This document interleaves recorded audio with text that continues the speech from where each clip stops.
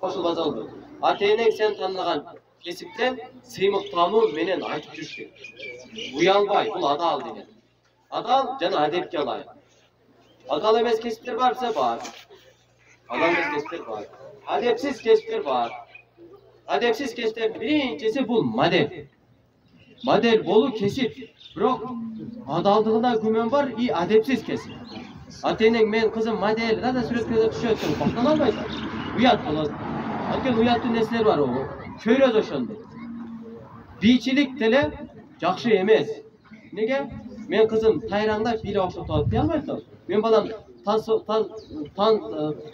балам бийчи, мага кызым алып бересиңер, биз ага эч ким кызым бергиси келбейт. Иманы барлар кызым бергиси келбейт.